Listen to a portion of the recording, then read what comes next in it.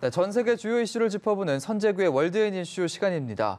침체 위기에 놓인 중국 경제가 더욱 벼랑 끝으로 내몰리고 있습니다. 중국의 지난해 경제 성장률이 28년 만에 최저 수준으로 내려앉은 충격 속에 올해 전망마저 어두운데요. 네, 추락하는 중국의 경제 상황을 선재규 연합인포맥스 선임 기자와 함께 자세한 이야기 나눠보겠습니다. 어서 오세요. 네, 안녕하세요. 네. 중국 경제가 좀처럼 수렁에서 벗어나지 못하는 모습인데 일단 작년 성장률이 28년 만에 최저 수준으로 내려앉았고 올해는 더 암울할 거다 이런 전망이 나오고 있더라고요. 중국 국가통계국이 어제 발표를 했는데 작년에 6.6% 성장한 걸로 잠정 집계를 했습니다. 물론 우리 기준으로는 낮은 성장률이 아니지만 중국은 1978년 개혁 개방 시작하고 나서 내내 두 자릿수 성장을 했습니다. 그러다가 2010년에 10.0%, 6% 그때 이제 가장 높았고요. 그리고 계속 주저앉아가지고 이제 왔는데 중국 쪽에서는 이제 성장의 어떤 그 구조 자체가 좀 달라진 거라고 이렇게 해명을 하고 있습니다. 하지만 소비라든가 투자, 수출 이 3대 지표가 모두 지금 안 좋습니다. 그래서 지금 세계은행도 올해는 6% 한 초반까지 더 떨어질 것 같다는 관측을 했고요.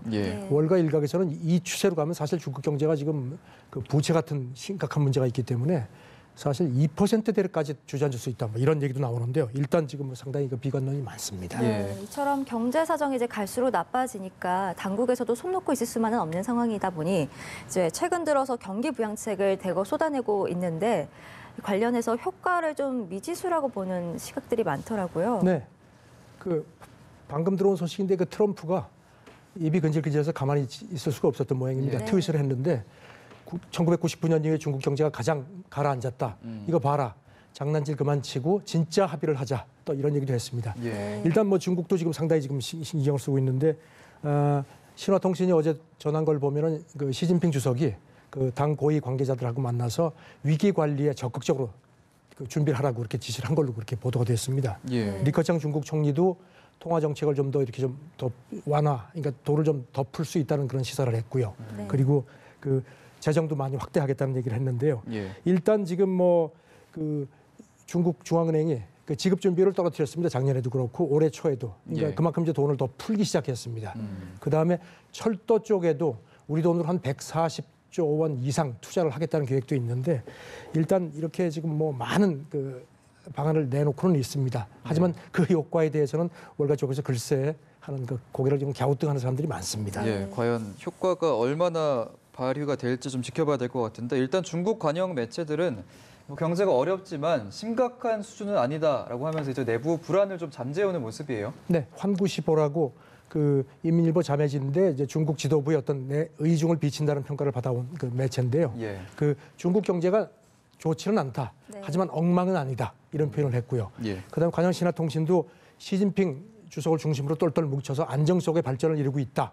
이게 뭐냐 하면은 내부 이견이 있으면 가만히 안 두겠다는 경고로 그렇게 해석이 됩니다.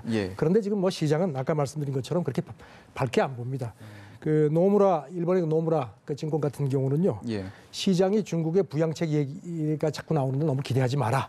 그리고 또 어떤 증권회사 사람들은 어떤 부양책을 써도 먹히지 않을 거다. 이런 아주 극히 비관적인 그런 진단도 했습니다. 네, 중국 당국에선 좀 경제가 어려운 거에 대해서 쉬쉬하는 분위기인데 사실 이 경제 위기를 직접 직면하는 서민들은 그 어려움을 직격탄으로 받잖아요. 그렇죠. 그렇기 때문에 이 시진핑 주석의 경제 정책에 대해서 좀 대놓고 비판하는 그런 의견들도 많이 있다고요. 지금 시진핑 교조화 얘기들이 많이 나오죠. 그래서 지금 비판을 못하게 하는데 그래도 그런 목소리가 나옵니다. 우징렌이라고 중국 사회과학원의 아주 원로 경제학자인데요. 이 사람은 지금 시진핑 정부에도 이 사람 제자들이 엄청나게 많이 들어가 있습니다. 그런데 아주 따끔하게 한마디 했습니다. 얼마 전에 세미나를 했는데 거기서 이런 얘기를 했습니다. 국가가 경제 통제하는 게 정실 자본주의를 초래할 수 있다. 그러니까 돈이 제대로 안 간다는 겁니다.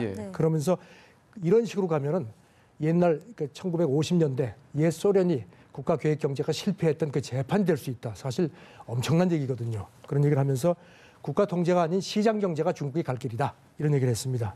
그래서 그런지 이 사람이 이렇게 원로학자인데도 지난달에 중국에서 개혁 개방의 백인 공로 학자를 발표를 했는데 그 명단에 빠졌습니다. 미움털이 백인 것 같습니다.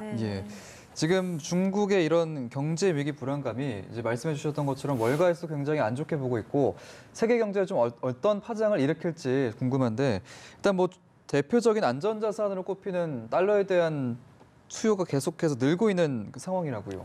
달러가 뭐 오르락내리락하고 여러 가지가 있지만 트럼프가 저렇게 뭐 여러 가지 사고를 쳐도 역시 으뜸 자산은 달러다. 예. 특히 이제 그 경제학자들 얘기가 이렇게 정치적으로 불안한 시기에는 달러를 갖고 있는 게 가장 좋다. 그래서 그런지 미국 정부하고 기업이 발행한 거 말고 예. 외국에서 발행된 그 달러 채권이요.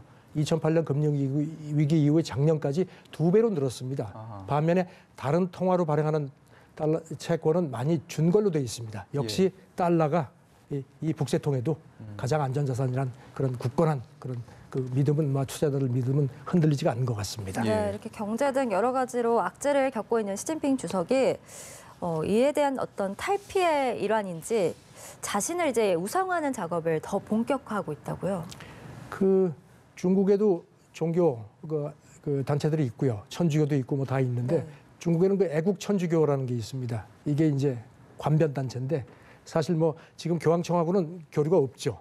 그런데 얼마 전에 중국 공산당 고위 간부가 그 교회도 그 오성홍기 중국 국기를 걸어라 이런 얘기를 했다고 그래요. 그런데 예. 이게 그래가지고 뭐 비판도 많은데 지금 뭐 오죽하면 그 소림사 있죠 중국에. 예. 그 소림사가 지금 창건한 지 1500년이 됐는데 거기도 압박을 해가지고서 거기도 오성홍기를 걸었다 그래가지고 이게 말이 되느냐. 그런데 뭐 워낙 지금 그 철퇴를 가하는 모양입니다. 예.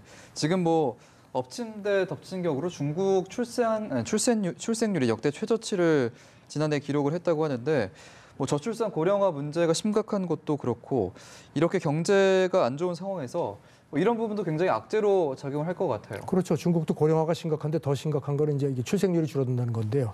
작년 같은 경우에 10.94%인데 상당히 높은 것 같지만 그 전해에 비해서 뭐 엄청나게 떨어졌습니다.